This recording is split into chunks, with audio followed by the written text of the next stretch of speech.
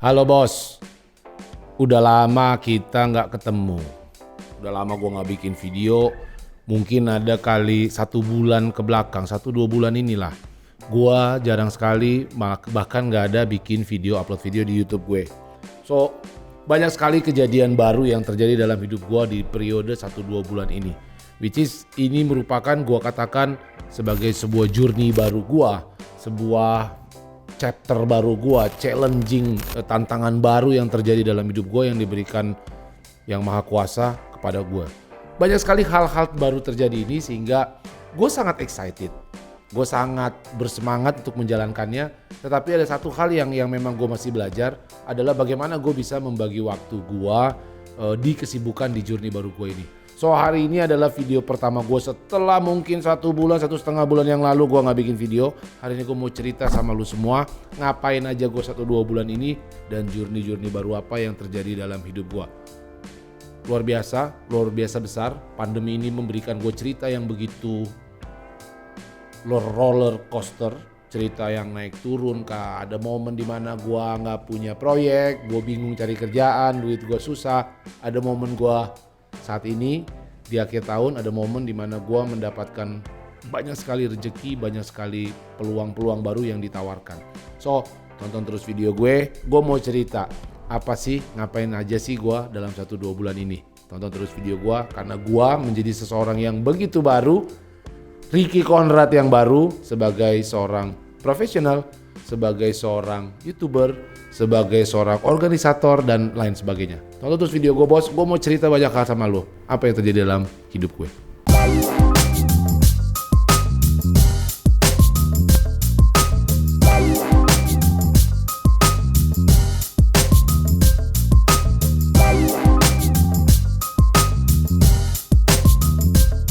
Yang pertama, gue sebagai seorang profesional. Profesional itu maksud gue begini. Gue itu menjadi seorang pegawai bos. Gue menjadi seorang karyawan yang digaji. Digaji bulanan. So sepanjang hidup gue, saat ini gue umur 41 tahun walaupun kelihatannya 27 tahun. Yang setuju komen. Setuju ya? Jadi gue sekarang umur 41 tahun. Dan sepanjang hidup gue gak pernah satu kali pun merasakan yang namanya digaji. Lu orang pada tahu, teman-teman gue, lingkungan gue semua pada tahu bahwa gue adalah seorang entrepreneur, pengusaha. Pengusaha tuh begini, dia bikin suatu pekerjaannya sendiri, lalu dari pekerjaannya itu nanti menghasilkan uang, bisnis. Itu yang gue jalani selama 41 tahun. Di dalam 1-3 bulan ini ada beberapa perusahaan khususnya di bidang startup. Perusahaan-perusahaan startup yang meng-hire gue sebagai seorang advisor. Advisor itu tugasnya adalah memberikan nasihat, memberikan masukan tentang bagaimana menjalankan perusahaannya. Saat ini, gua meng-advise ada 2 startup yang cukup besar, namanya Barantum dan Crowdo. Lo boleh cek. Di dua startup ini, gua memberikan advice bagaimana sih mengembangkan startup, bagaimana menaikkan level startup ini dari level sekarang ke level berikutnya. Bagaimana kita memarketkan startup ini. Nah, selama gue bekerja di sini ada banyak sekali hal baru yang gue dapati. Artinya life sebagai seorang karyawan itu ternyata unik dan memberikan gue wawasan baru gitu. Ya, bahwa gue harus ada tanggung jawab dari pagi gue masuk jam segini. Ya kan, walaupun di mereka 2 startup ini memberikan waktu buat gue sangat bebas. So gue gak ada tuh lu harus masuk hari Senin sampai Jumat dari jam 9 sampai jam 5, enggak. Terserah lo deh, lo mau datang syukur, gak datang ya gak apa-apa juga gitu. Gue bisa bekerja remote dari rumah. Tetapi satu hal yang pasti di sini adalah yang berbeda dari kehidupan gue sebelumnya. Di sini adalah satu, gue pasti dapat gaji bos. Ya kan? Gue pasti dapat gaji per tanggal 21 sampai 25 gue pasti dapat gaji. Nah, yang kedua, karena gue dapat gaji, gue mempunyai target bos. Gue punya bos. Gue punya bos gue. Gue punya bos. Nah, bos ini memberikan gue target. Lalu, abis memberikan gue target, dia memberikan gue KPI namanya. Key Performance Indicator. So, gue ditarget tuh. Kalau lu gak tercapai KPI ini artinya apa? Kalau lu gak tercapai, ya lu bego. Lu akan dipecat. Kalau lu tercapai, ya lu bagus. Mudah-mudahan lu boleh ngarep lu naik gaji. So life as employee is buat gue bener-bener memberikan gue wawasan baru dan memberikan gue semangat baru. Banyak sekali hal-hal baru yang terjadi di sini. Gue mulai ngobrol-ngobrol sama sesama pegawai, itu yang namanya ada makan siang tuh. Gue makan siang di kantor boleh keren kan di gedongan, tapi makan siang tetap aja cari-cari warteg, cari-cari rumah makan Padang yang gue ngobrol-ngobrol sama pegawai. So this is my new journey. Apa yang diharapkan mereka dari gue adalah gue memberikan sebuah saran, suggest, memberikan sebuah memberikan mereka sebuah strategic plan, rencana strategis dan mengeksekusinya supaya memberikan impact kepada perusahaan itu. Baik dari sisi revenue maupun dari sisi bagaimana staffingnya, bagaimana mengembangkan perusahaan itu ke level berikutnya, bagaimana menciptakan awareness di sosial medianya, bagaimana reputasi mereka di Indonesia dan lain sebagainya. So, gua sebagai seorang pegawai ini adalah hal baru yang terjadi dalam 3 bulan gue ini, 3 bulan terakhir ini. Bener-bener sesuatu yang baru, bener-bener challenging buat gua. Dan semangat gua begini bos, pada saat gue di hire sama mereka memberikan target yang sangat tinggi. Buat gue itu target yang sangat tinggi, tapi gue ngelihatnya karena saking excitednya gue. Dan BU juga, ya kan BU, semua kan project gue, usaha gue di masa pandemi ini bener-bener morat-marit bos. Kadang ada, kadang enggak, mati nyala bos, kayak listrik. Kalau vouchernya habis mati, kadang-kadang ngisi dikit-dikit 50.000 dulu gitu loh. Usaha gue tuh proyek semua naik turun di pandemi ini. Gue pengen survive di pandemi ini, dan karena ada peluang baru dari situ, gue terima aja dengan challenge, dengan target yang besar. Gue anggap itu sebagai challenge gue, sebagai tantangan baru dalam hidup gue. Dan so far setelah 3 bulan berjalan, gue lihat di startup gue ini, yang tempat gue memberikan advice ini, semuanya berjalan dengan begitu baik. So mudah-mudahan gue terus bisa menjalankan hal ini, dan gue sangat excited melihat apa yang terjadi di masa yang akan datang. Gue sebagai seorang profesional yang di-advise. Mana tahu bos, gue memang bisa mendirikan suatu bisnis konsultan, dan mana tahu dari lu semua yang pengen gue konsult, gue memberikan advice buat lu semua kalau punya perusahaan, ya silakan saja. Terserah lu mau nganggap gue promosi apa bagaimana. Tapi memang saat itu inilah yang terjadi dalam 3 bulan gue, 3 bulan terakhir gue. So gue sebagai seorang profesional, this is my new journey. Ini chapter baru dalam hidup gue, dan gue merasakan yuk kita jalanin, kita lihat apa yang terjadi. Yang kedua, gue diangkat menjadi ketua umum di organisasi konstruksi. Namanya Gapeknas. Singkatannya Gabungan Pengusaha Kontraktor Nasional.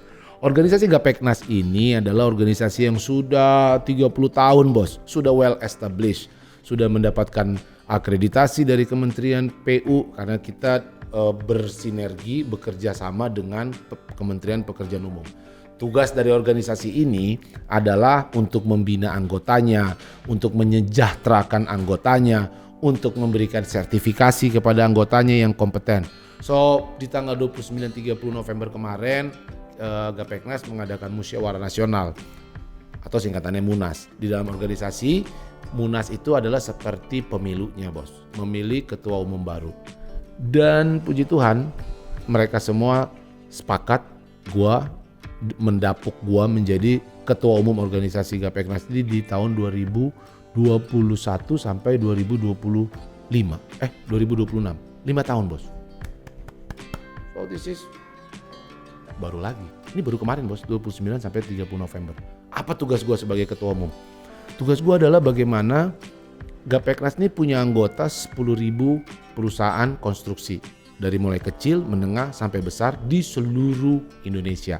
Gue punya teman-teman kontraktor di seluruh Indonesia yang merupakan anggota Gapeknas. Nah tugas gue adalah bagaimana menjalankan organisasi ini supaya para anggota gue ini bisa bertumbuh, bisa tambah pintar, bisa mengembangkan usahanya, bisa mengerti apa aturan-aturan baru, bisa mensosialisasikan aturan-aturan baru yang dibentuk oleh pemerintah.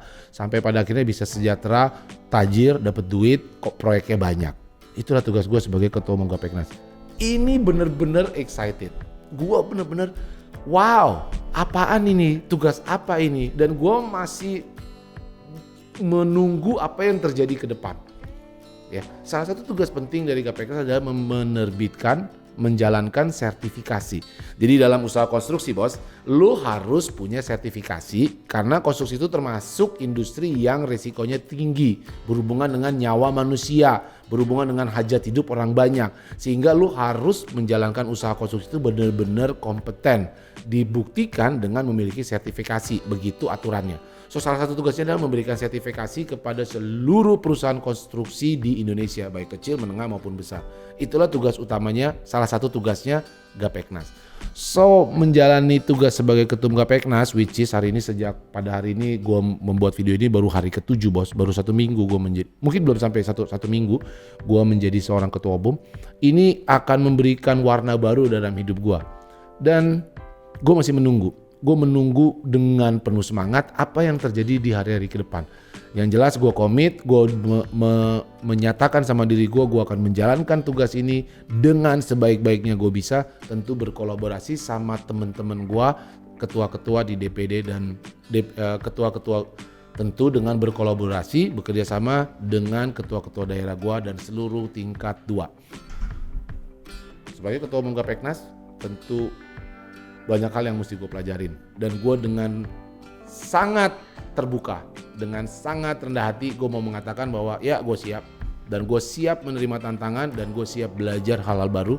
Bagaimana kita bisa menjalankan Gapeknas ini menjadi suatu organisasi yang memang punya peran di dunia konstruksi Indonesia. So itu hal kedua yang terjadi dalam 3 bulan gue, dan gue siap untuk menjalankannya dengan penuh semangat.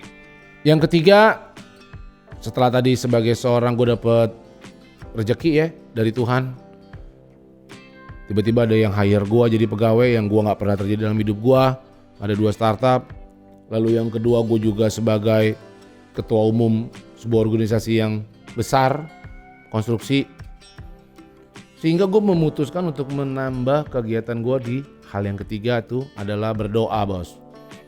Gue agama gue Kristen, jadi gue lebih sering ke gereja. Sebenarnya begini bos, gua yang memutuskan untuk menambah waktu gua ke sana, untuk menambah frekuensi gua ke sana. Karena gua merasa gua banyak sekali mendapatkan rezeki. Gua mau belajar bersyukur. Bahwa ya ampun Tuhan, lu kasih gua banyak banget kejadian-kejadian, lu kasih gua banyak banget berkat, kasih gua banyak banget rezeki saat ini. So gua menambah waktu gua ke gereja. Satu hal yang gua takutin adalah ketika kita mendapatkan begitu banyak rezeki adalah 2 hal. Yang gue takutin adalah gue menjadi serakah dan gue menjadi sombong. Ini 2 hal ini menurut gue sangat mengerikan. Bos, kalau lu dapat uang banyak dan akhirnya lu merasa itu nggak cukup, maka lu akan mencari lebih banyak lagi dengan cara-cara yang tidak tepat. Ya nggak? Karena keserakahan lo. Dan yang kedua, kalau lu sombong, maka lu akan melihat seluruh orang di depan lu adalah lebih rendah 10 level di bawah lu. Lu kayak ngelihat ke sepatu lu bos. Lu akan ngelihat ke bawah, dan itu kesombongan. Dan buat gua keserakahan dan kesombongan inilah yang bisa bikin seorang manusia menjalani hidup yang tidak memberikan impact, hidup yang tidak baik dan tidak bahagia. So 2 hal ini, serakah dan kesombongan, buat gua menyerah. Dan ini adalah bukan lawan sepadan buat kita manusia. So gue mendekatkan diri kepada gereja karena 2 hal ini menurut gue kita sebagai seorang manusia butuh sebuah kekuatan yang lebih besar dari kita untuk mengalahkan ini. Kita tidak bisa, we cannot handle these 2 things, serakah dan sombong. Atas dasar itulah gue menyerah dengan 2 hal ini, maka gue memperbanyak waktu gue ke gereja, gue memperbanyak waktu gue untuk berdoa, untuk memberikan impact bersosial kepada orang-orang yang di sekitar gue, mau dia agamanya Kristen, mau dia agamanya Muslim, mau dia agamanya Buddha, mau siapapun itu, gue mendekatkan diri di situ. Dengan itu apa yang gue dapatkan bos? Gue dapatkan ketenangan, gue dapatkan sebuah mengerti bahwa hal ini tidak boleh. Lu jangan sampai sombong, lu jangan belagu sama orang, lu jangan serakah, lu jalankan dengan apa adanya. So hal ketiga ini adalah yang gue putuskan, gue meningkatkan diri ke sana supaya gue dijagain bos. Karena gue nggak mungkin, kalau gue nggak tahu kalau lu ya, gue nggak mungkin bisa melawan yang namanya serakah dan kesombongan. So dengan gue meningkatkan diri waktu gue kesana, gue belajar yang namanya bersyukur dan tidak sombong. gue rasa biasa-biasa aja semuanya. Gue jalankan dengan penuh semangat, gue belajar, gue bertanya ke orang kalau gue nggak tahu. Kalau gue dapat uang segini, gue merasa bersyukur. Itulah yang gue lakukan. Hal yang ketiga, supaya tidak sombong bos, supaya tidak belagu, supaya jadi berkat ini semua rezeki. Dan yang terakhir tentu adalah gue sebagai seorang YouTuber. Ya kan? Gue YouTuber. Ini kegiatan ini bikin konten di YouTube. Gue sekarang udah punya channel, which is lo semua mendukung gue, sudah dapat Circle Play. Ya menurut gue itu adalah suatu hal yang membanggakan, suatu hal yang menggembirakan hati gue. So sebagai YouTuber adalah gue yang melekat di badan gue, dan gue suka bikin video-video YouTube seperti ini. Gue suka berbicara tentang pengembangan diri, gue suka memotivasi orang, gue suka berbicara tentang isu-isu mental, ya, bagaimana kita supaya tetap semangat, kita bergairah dan gak peduli sama omongan orang. So, gue sebagai seorang YouTuber mulai start hari ini gue tetap menyatakan bahwa gue adalah YouTuber. So, kadang-kadang gue kalau masuk ke kantor gue itu yang gue sebagai advisor, gue terkadang pakai baju suka-suka gue. Ya gimana ya, orang gue YouTuber, ya kan? Gue kadang-kadang di gereja juga orang-orang pada pakai baju kemeja bagus. Ya gue begini aja. Ya gimana ya? Emang gue seorang YouTuber gitu. Jadi gue rasa gue itu adalah YouTuber. Gue itu adalah pengen bikin video, dan gue adalah ya RC, hidup gue, cara gue, mimpi gue. So ini dari mulai hari ini gue akan berkomitmen kembali. Gue udah bentuk tim YouTube gue lagi. Gue rebuild lagi tim, dan gue rasa akan banyak konten-konten bentuk baru yang ke depan yang mendokumentasikan apa kegiatan gue hari-hari. Gue mungkin akan bikin konten-konten yang bentuknya vlog, tapi di situ juga kegiatan-kegiatan gue apa aja dalam keseharian. Terus kalau misalnya gue ada meeting atau gue lagi melakukan kegiatan apapun dimanapun, gue akan coba mendokumentasikan kegiatan gue ini. So itulah kejadian, itulah 4 hal yang gue rasa inilah Ricky Conrad yang baru, dan inilah gue sangat excited, gue sangat bersemangat menyambut semua tantangan baru yang ada di hadapan gue. Dan yang pasti bos, gue satu hal yang gue mau pasti ngomong, kemarin itu kita masa pandemi 2 tahun, apalagi sekarang kita dekat-dekat dengan akhir tahun. Gue gak ngerti, karena gue memang di akhir tahun di bulan Desember ini, kita mau mengganti tahun, biasanya kita mengingat-ingat apa yang kita lakukan di 2021. Dengan pandemi yang demikian gak habis-habis, kita pun sampai hari ini kita gak tahu kapan selesainya. Dan pada akhirnya gue di sini belajar. Di tahun 2021 ini gue dikasih sebuah peluang-peluang yang baru, sebuah gaya bekerja yang baru, dan ya gue bersyukur dan gue pengen belajar, gue pengen menjalankan hari-hari gue ini dengan penuh rasa penasaran ya, dengan penuh semangat bagaimana sih, apa sih yang terjadi ke depan. So itulah tadi yang journey baru yang terjadi dalam hidup gua, bener-bener merubah hidup gua di 2-3 bulan terakhir ini. Gua masih nggak mengerti bagaimana mengatur waktunya, tetapi gua siap untuk menjalankan ini semua. Dan karena gua adalah seorang YouTuber, mulai hari ini gua akan berkomitmen, gua akan coba sekuat tenaga gua bahwa setiap minggu gua akan menampilkan kembali video-video tentang motivasi, pengembangan diri, entrepreneurship, bagaimana kesehatan mental dan lain sebagainya di dalam channel gua.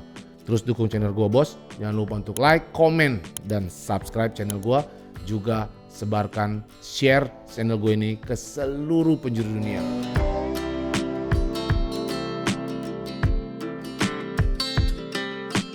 Pandemi ini banyak memberikan cerita buat diri gue. Gue yakin juga banyak memberikan cerita buat diri lo. So gue pengen denger dong dari lo, komen di bawah ini. Apa sih hal-hal yang baik yang terjadi sama lo during pandemi ini? Barusan gue ceritain hal-hal yang baik yang terjadi di penghujung tahun ini. Ingat bos, kita bersiap-siap untuk menuju tahun baru, tahun 2022 yang lebih baik. Gue pengen lu semua tulis komen di bawah ini, apa hal-hal baik yang sudah terjadi sama lo di tahun 2021 ini. Menjelang akhir tahun bos, gue dengerin komen sekarang. Gue Ricky Conrad, thank you for watching, dan jangan lupa hidup gue, cara gue, mimpi gue. Thank you bos.